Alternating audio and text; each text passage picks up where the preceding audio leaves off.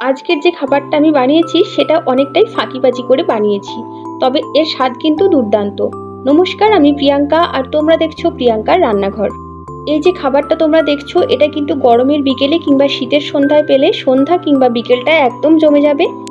এই খাবারটার স্বাদ খুবই সুন্দর হলেও এটা বানাতে কিন্তু খুব বেশি সময়ের প্রয়োজন হয়নি, আর খুব বেশি উপকরণও লাগেনি। এটা বানানোর জন্য আমি নিয়েছি 3 প্যাকেট চিলি মিক্সচার, 2 প্যাকেট লেজ আর 2 প্যাকেট কুরকুরে। এখানে প্রত্যেকটার দামই 5 টাকা। এবারে এটা বানানোর জন্য আমি একটা পাত্র নিয়ে নিয়েছি, যার মধ্যে প্রথমেই আমি দিয়ে দেব চিলি মিক্সচারের প্যাকেটটা প্রথমে কেটে নেব।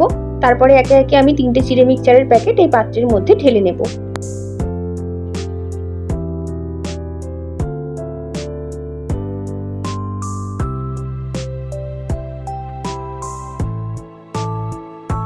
চিড়ে মিক্সচারের প্যাকেট দিয়ে দেওয়ার পর আমি নিয়ে নিয়েছি কুরকুরের প্যাকেটটাকেও আমি কেটে নিচ্ছি। তারপরে আমি 2 প্যাকেট কুরকুরে এর মধ্যে ঢেলে দিয়ে দেব।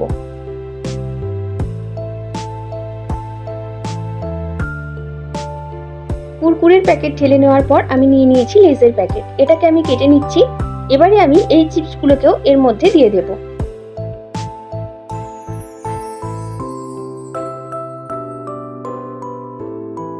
এবারে আমি এখানে দিয়ে দেব শশার কুচি। শশাটাকে ভালো করে ধুয়ে আমি এইভাবে টুকরো করে কেটে রেখেছিলাম।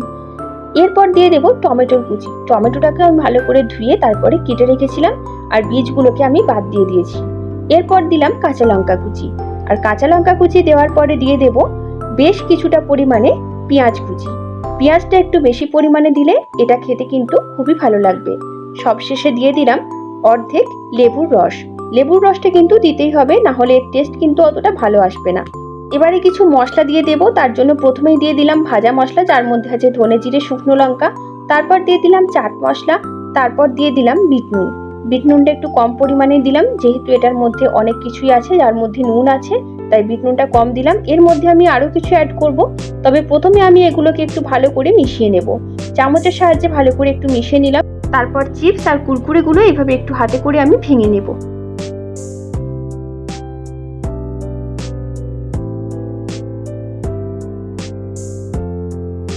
চিপস আর কুরকুরে ভেঙে নেওয়ার পর এর মধ্যে আমি দিয়ে দেব সেও ভাজা।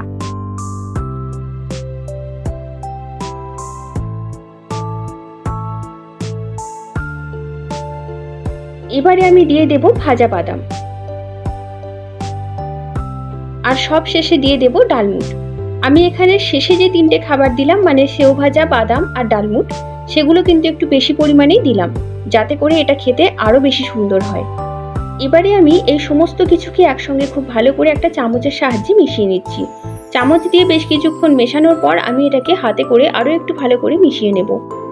হাতে করে মাখার একটাই কারণ, হাতে করে যদি আমি এই খাবারটাকে ভালো করে মেখে নিই, তাহলে হাতের ছোঁয়ায় খাবারের টেস্ট দ্বিগুণ বেড়ে যায়। অবশ্যই হাতটাকে ভালো করে পরিষ্কার করে ধুয়ে নিতে হবে। গরমের দুপুরে কিছু খেতে ভালো না লাগলেও গরমের বিকেলে এইরকম একটা মুখরোচক খাবার কিন্তু আমাদের সকলের মন কেড়ে নেবে। তো আর কি, বাড়িতেই বানিয়ে ফেলো এইরকম একটা ফাঁকিবাজি আর মুখরোচক খাবার। আমার সমস্ত সাবস্ক্রাইবার্স এবং ভিউয়ার্স বন্ধুদের জানাই অসংখ্য ধন্যবাদ। সম্পূর্ণ ভিডিওটি শেষ পর্যন্ত দেখার জন্য তোমাদের প্রতি আমার তরফ থেকে রইল অনেক অনেক ভালোবাসা। তোমরা সবাই ভালো থেকো, সুস্থ থেকো। ফিরে আসবো নতুন কোনো দিন নতুন কোনো ভিডিও সঙ্গে নিয়ে। আজকের মতো টাটা।